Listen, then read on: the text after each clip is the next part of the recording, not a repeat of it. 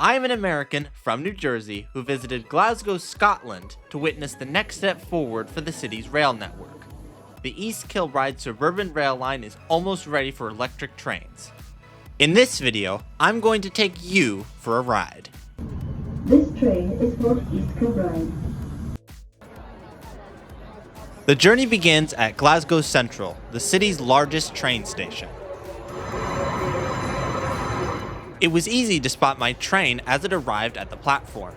The East Kilbride Line is one of a few remaining suburban rail lines in Glasgow to be operated by diesel trains, but that's about to change.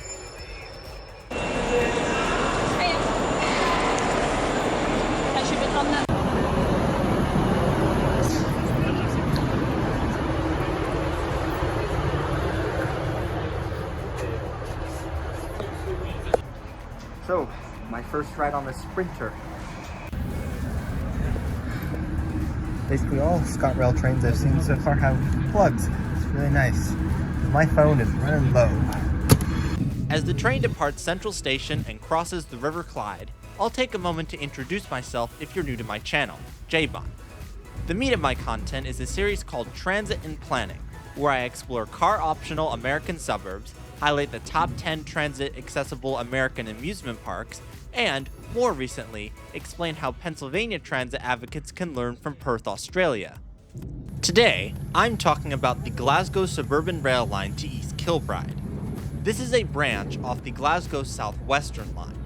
Trains on this corridor consist of regional services to Kilmarnock, along with suburban services as far as Barrhead, and on the branch to East Kilbride. Like most trains in Scotland, these services are all run by the nationalised railway operator, ScotRail. Until recently, all services on this line were run with diesel multiple units, like the one we're riding now. However, in 2021, work began to electrify the suburban services to Barrhead and East Kilbride. Since December 2023, electric trains have been used on services to Barrhead. Then, from January to May of 2025, the East Kilbride branch was closed for electrification and other upgrade works. I took this ride on May 19th, one of the first days the line was back in service. But before this trip continues, I need to make a pause to make a PSA. Wherever you ride transit, please refrain from smoking or vaping. The people in this shot were vaping for half the trip before they were caught by the guard. We all have a duty to leave our transit vehicles as we found them, if not better. So please wait until you are off the transit vehicle and out of the station. Thank you. We are now approaching Pollockshaw's West. Please line the gap and leaving the train. We now return to the ride as the train departs Pollockshaw's West Station, where the East Kilbride branch diverges to the southeast. We can see that the catenary poles and wires have already been installed. Soon, we're approaching the first station, Thornleybank. Just before arriving at the platform, we pass under an overhead road bridge.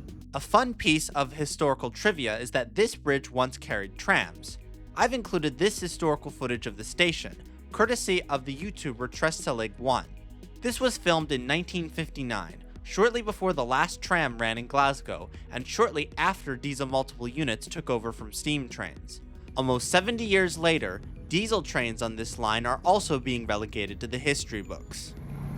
As the train continues, it's important to note ScotRail has made improvements to the stations along the line while it was closed for electrification. Here at Giffnock, a new elevator and pedestrian overpass have been installed to improve accessibility. Continuing on, we get a great view of a typical Glasgow suburb.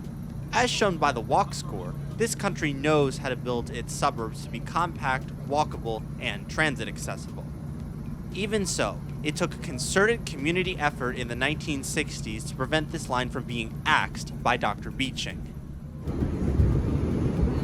We are now approaching Busby. Entering Busby Station, we see rush hour traffic backed up on East Kilbride Road. It's heartening that money is being spent to electrify this line, instead of the non-solution of widening the road and inducing more traffic. Leaving Busby, we get another heartening scene with a run through open countryside, next to real farms with real sheep and cows. Yet another reward for keeping sprawl in check. Next station, Hairmire, has been relocated and rebuilt with 2 platforms, allowing more operational flexibility. Sadly, however, the new station is being surrounded not with desperately needed new housing, but a park and ride.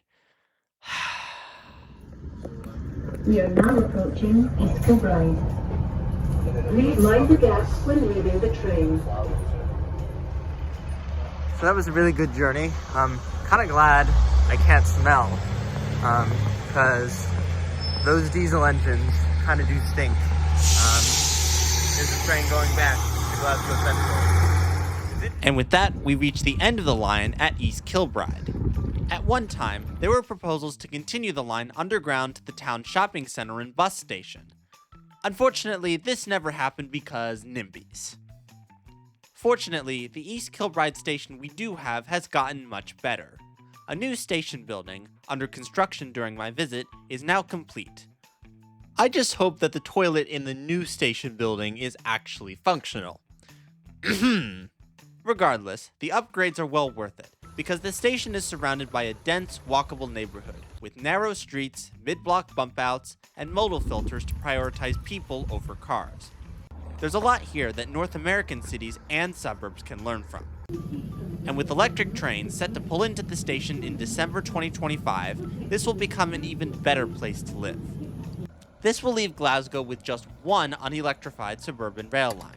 But if you want to hear about that, subscribe to J-Bahn for an in-depth video on the regional rail network of Glasgow, coming soon. Thanks for watching.